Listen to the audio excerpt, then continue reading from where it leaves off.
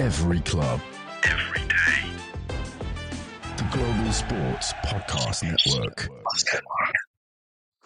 Well, hello and a very good day to you wherever you are in the world. This is That Saturday Feeling, episode 15, broadcast from the UK.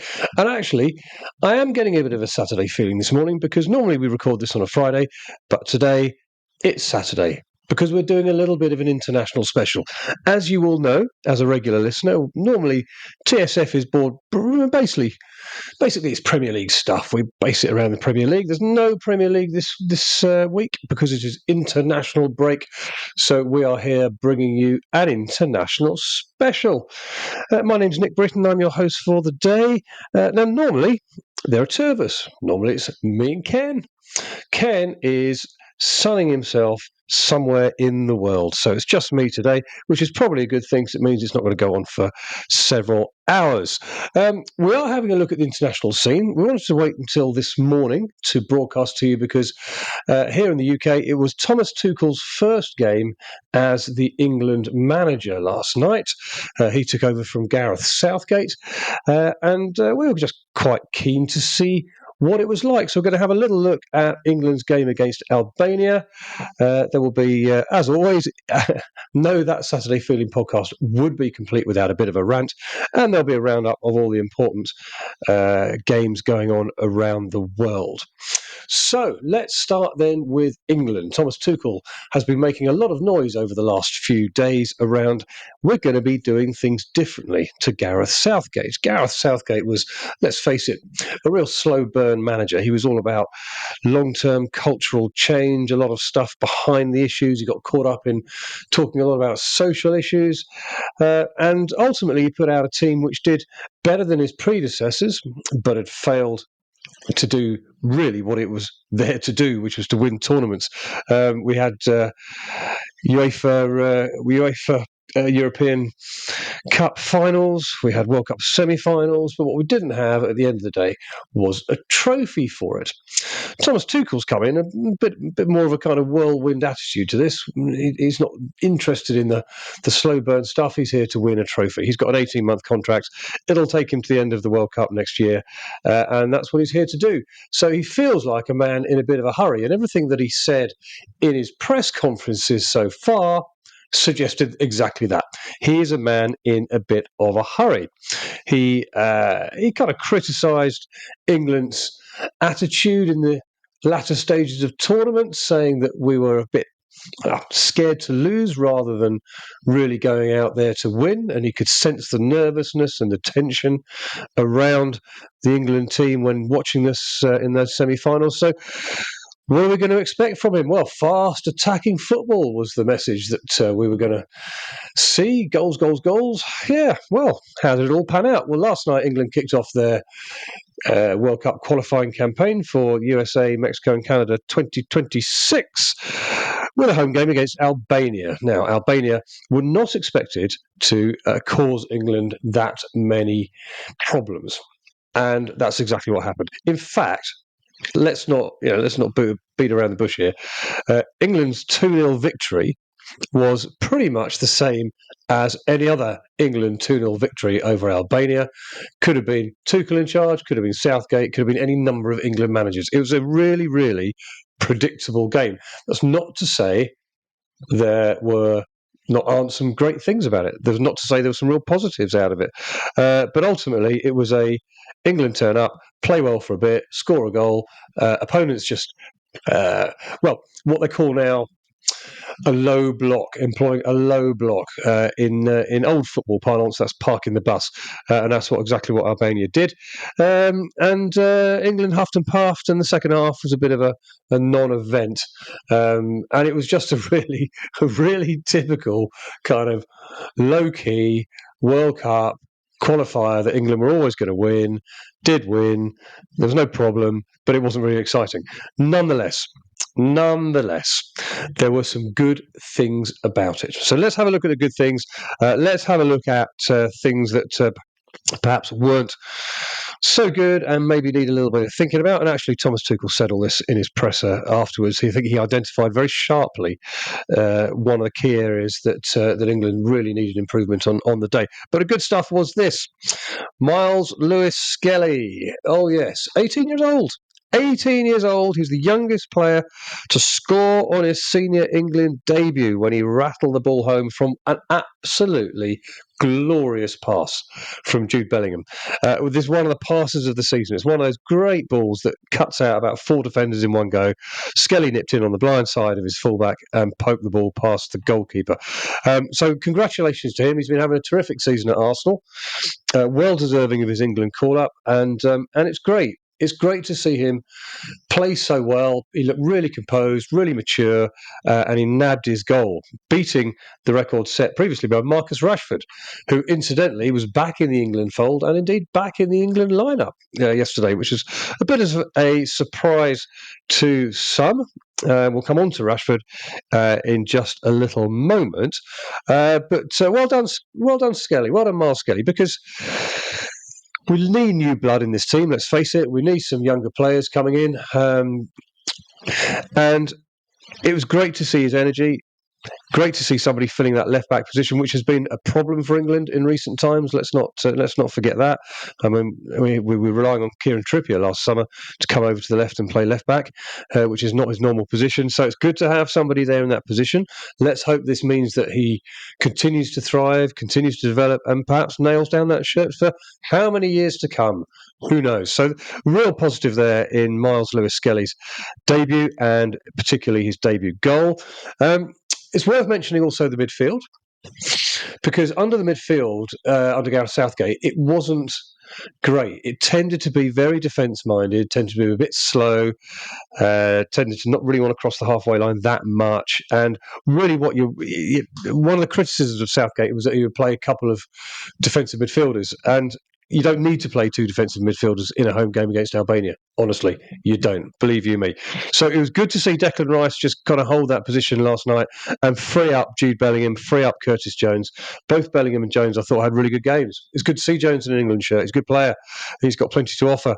And Bellingham, after a good degree of criticism last summer in the Euros, I thought looked a little bit back to his best last night. I thought he played really, really well. In the first half, we're talking about here, because let's face it, in the second half, nothing much happened.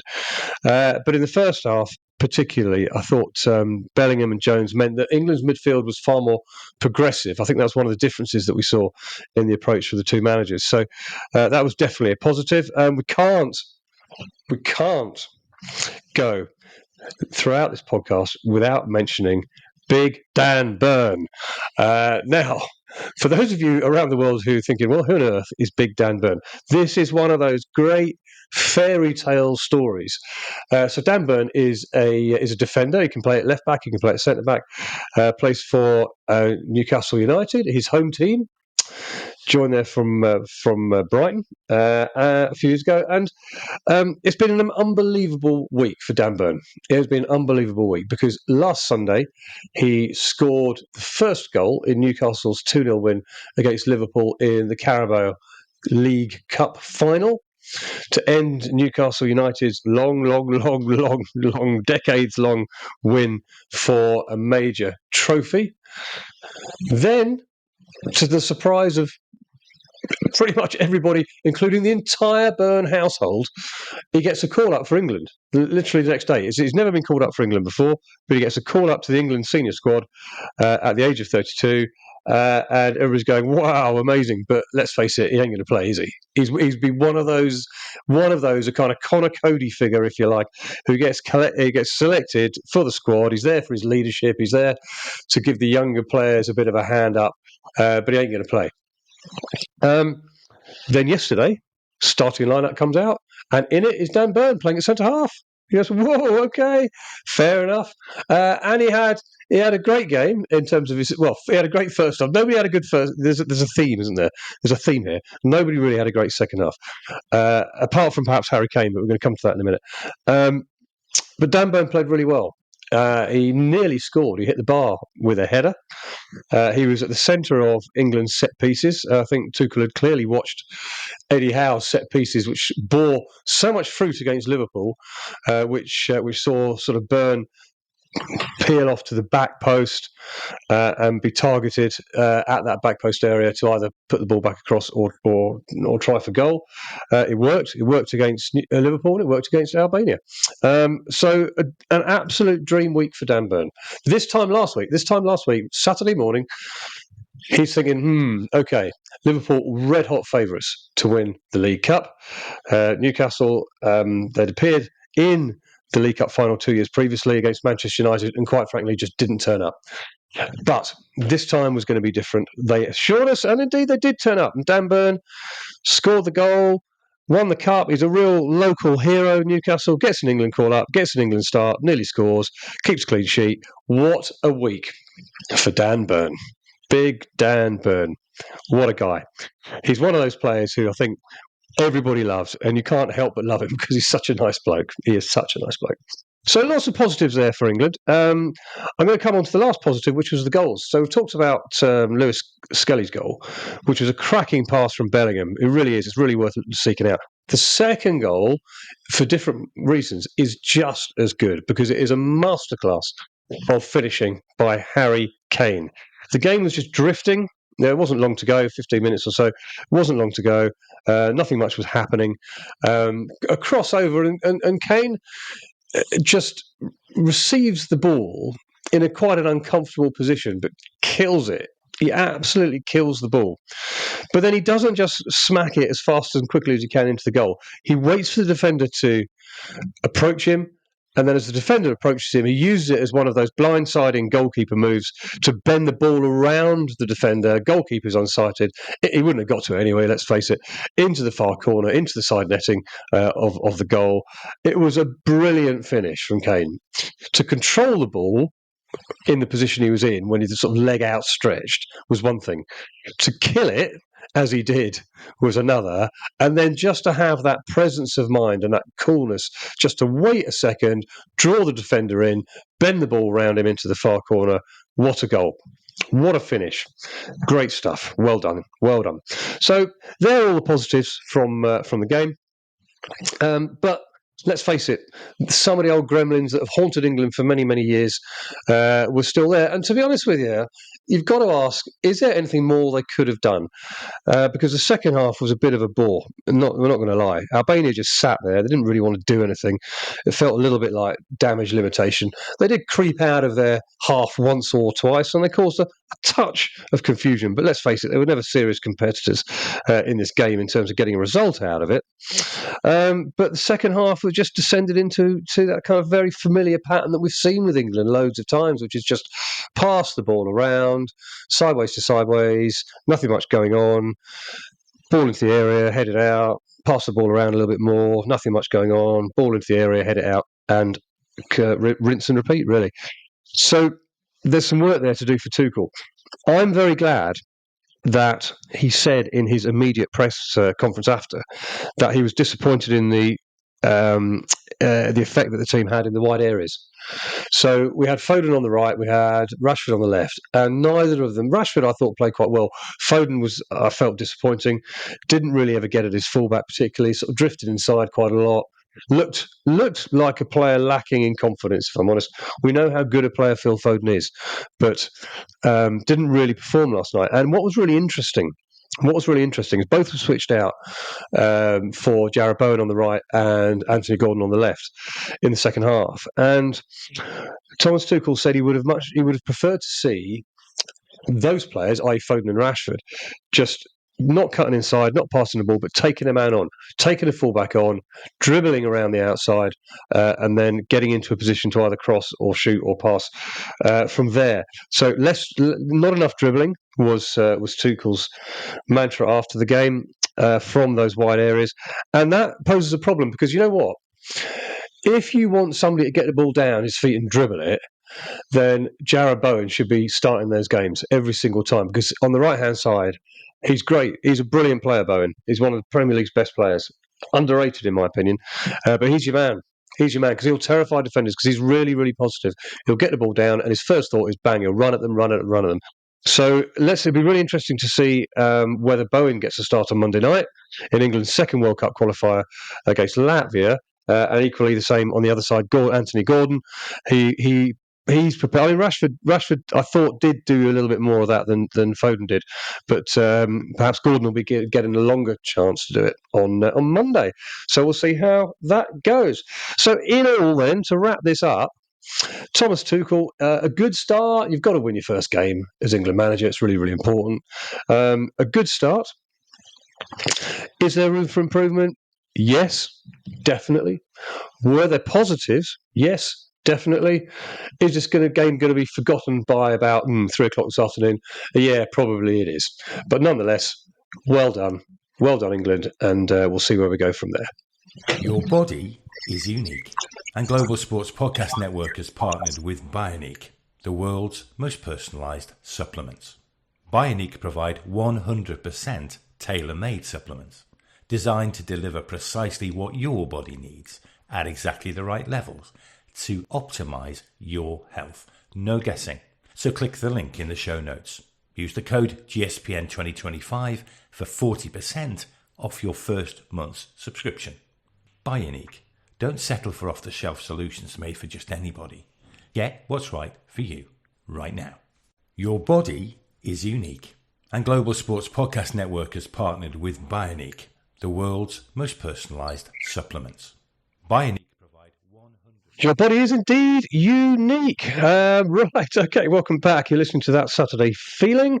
We're going to have a quick whiz through now it's an international special, this episode. So we're going to have a quick whiz through the rest of some of the important games that are going on in the world on the international stage. Obviously, World Cup qualifiers all over the place. It's worth mentioning, by the way, and this is a shameless plug, so bear with me. It's worth mentioning that here at Global Sports Podcast Network, we have launched the Road to the World Cup 26 podcast. It's a weekly podcast.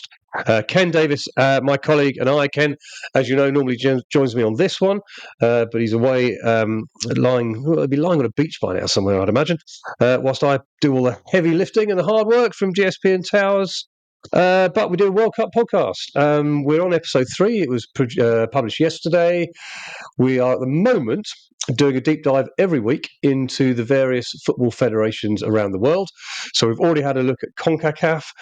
Yesterday's episode was around the African Federation, the CAF, and some really good stories coming out of that. So have a listen to the Road to the World Cup 26, because it's not just about the football.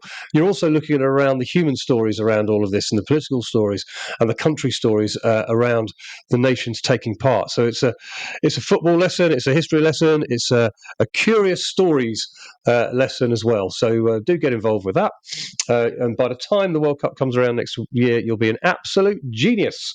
You'll be able to impress your mates with every World Cup fact and knowledge there is known to man. So you can get that on Spotify, you can get that on Apple, you can get that wherever you get your podcasts. Right, let's have a quick whiz round the world, if you like. So there were World Cup qualifiers in Africa yesterday. There was an important win for Nigeria, who beat Rwanda 2-0.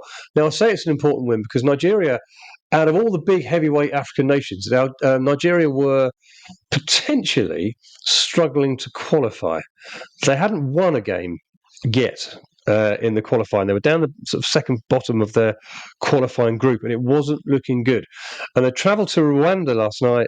In Rwanda had their own promotion ambitions here and qualification ambitions. So it was an important win for Nigeria. They won 2-0, and that gets their qualification program up and running. So, well done to them. I think if they'd lost that game, they really would have been in trouble. But they're still alive and kicking.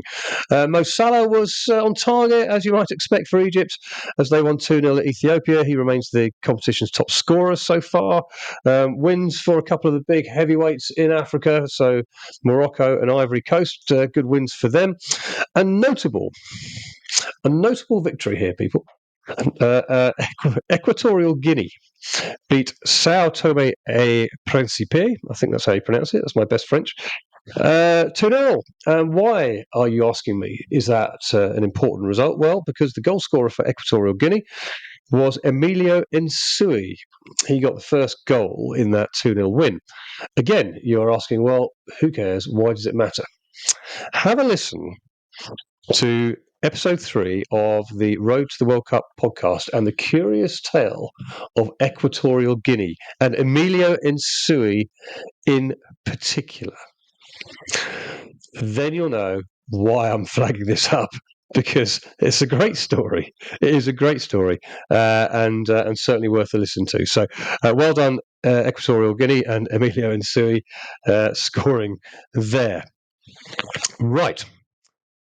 Elsewhere, in CONMEBOL, there were wins for Brazil, Argentina, Ecuador, and Peru. Fairly standard, you may think.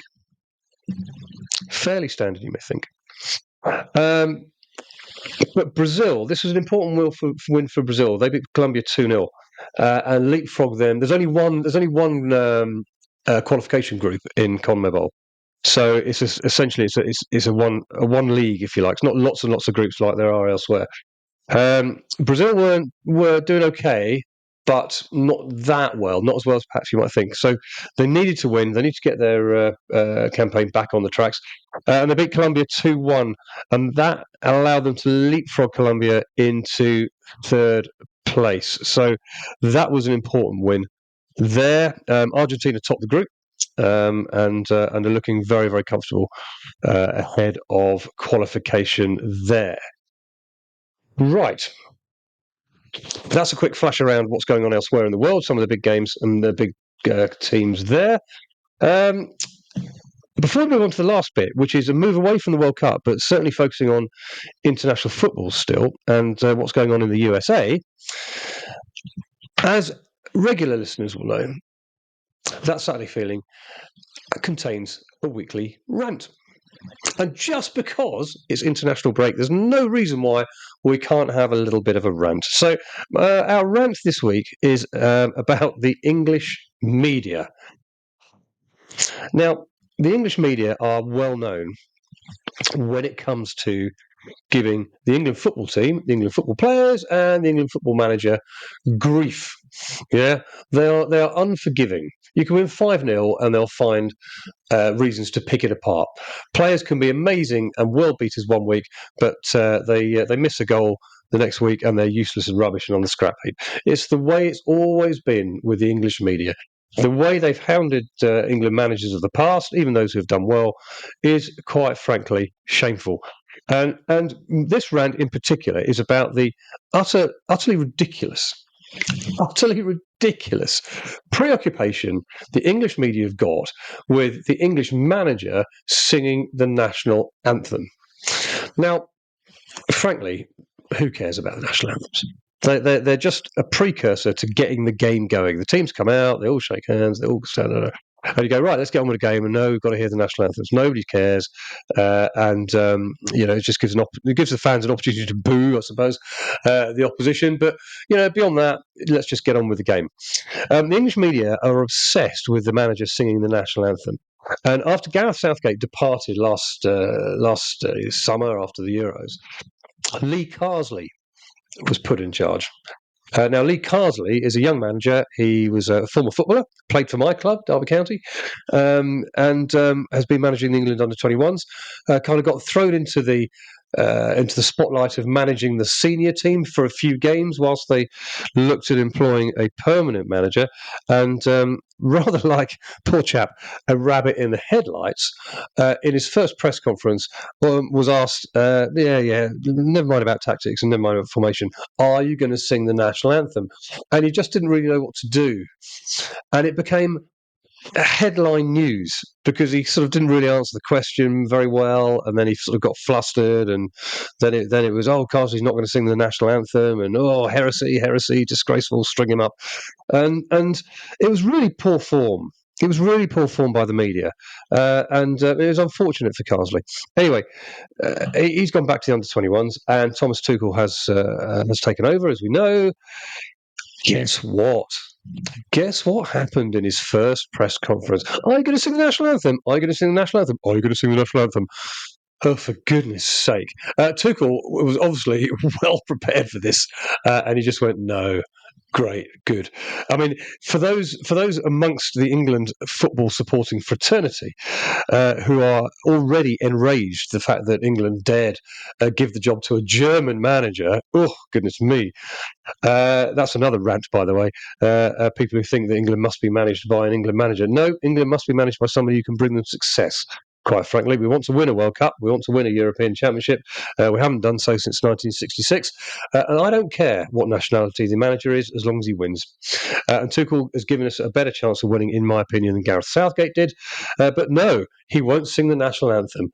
Deary me. That will come back to haunt him. He did say that if we started winning and after a few games, he might consider it. But please, English media, grow up. Grow up. Stop fixating on things that don't matter for cheap and easy headlines. Okay? It doesn't matter whether the manager sings the national anthem or not. What matters is whether England win games and win tournaments. There we go. Rant over. Right. Before we move on to the very last bit of the show, here at Global Sports Podcast Network, we spend a lot of time selecting our delivery platform. Zencastr came out the clear winner. It's got 4K video recording on your phone, AI that automatically removes those ums and ahs. We'll see what today looks like. It's super easy to start a podcast that sounds great and is delivered efficiently. So if you're ready to tell your story, check out the link in the show description to learn more about Zencastr. Right, we're going to finish with a brief look at the USA then, because there are rumblings of discontent within the national team. There are 448 days until the World Cup starts. The USA are obviously hosting it along with Canada and Mexico.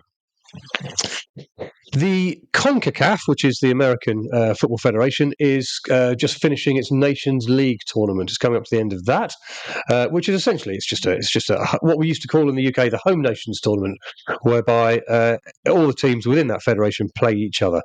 Inevitably, Mexico win or the USA win. They're the two always the two hot favourites. But in the semi-finals, there was a bit of a shock because the USA this week lost to Panama. Yes, the loss to Panama. So Panama have gone through to the final. They will play Mexico, who beat Canada, which was a less of a shock, but it's still a bit disappointing for Canada, who have been making decent strides, I think, in world football. They've got hopes to have a decent tournament next year. But for the USA, there's been a lot of navel gazing in the last 48 hours since this result. Mauricio Pochettino, who is, of course, the manager there, he's been sort of talking a lot about, the attitude needs to change, and we're passing the ball and we've got loads of possession, but we lack aggression. It seems to be a similar theme. It really does seem to be a similar theme with the USA national team. And they've got to get this sorted out. Is it going to be a change of players they need? Because ultimately the players are still the same players that failed, previously and haven't really progressed that well in recent years. Is it a change of attitude? Is it? What is it? What is it that's required here? I think it's a difficult job. Pochettino's been in charge now for a year, and hasn't really made that much progress, and he's only got another year until the World Cup. And believe you me, there is going to be a lot of pressure on Pochettino next summer to deliver, because the Americans, you know what they're like. They like their sport and they like to win their sport, and they won't accept a performance in the World Cup that's lacking. If they don't make through the group stages of the World Cup next year, there's going to be, to quote their president, there's going to be hell to pay, I would imagine. So the stats don't really bear up too well in that game. They had so much possession, they had shots on target, they were passing. Their passing rate was really, really good, but they just lacked that final killer touch. And Panama just scored out of absolutely nowhere. It was a goal that you just go, well, hang about, where's all that come from? And then after that, the USA didn't really look like doing anything. So it's going to have to be a lot of head scratching. They go into a third place playoff with Canada, which, let's face it, is a game that nobody wants other than the Canadians, because of the political situation going on in America. The Canadians will be absolutely desperate to beat the USA. In fact, their manager said in the wake of their defeat to Mexico, we're going to be far more motivated to win the third place playoff because it was against Mexico than we were perhaps the semi-final. The planning for the World Cup 26 has got to start now for both teams, for both Canada and the USA. We all know that a World Cup is always better if the hosts do well. It always matters that the hosts do well. So they've got to kind of get working and really hard now. I think this third place playoff, the preparations for the World Cup have to start, and they have to start now. This game is the first thing. It doesn't really matter who wins. It doesn't really matter who loses. You've got to start making changes, and you've got to start putting into effect things that are going to have an effect this time next year, because there aren't that many games to go. Both Pochettino and we saw Thomas Tuchel back in England here talk about the lack of time you have with your players in international football, and there are only a limited amount of training sessions, a limited amount of games to go. So not going too well for the USA, and certainly they're going to need to buck their ideas up if they're going to make a good impression in the World Cup next year. We'll keep a very close eye on that, of course. Right, so that brings this podcast to an end. That's it for another week. Thank you very much for joining us for this international special. We'll be back on the Premier League this time next week. That's if Ken returns from his holidays. Until then, have a fabulous weekend, and we hope your team, wherever they are and whatever they're doing, has a great victory. Goodbye.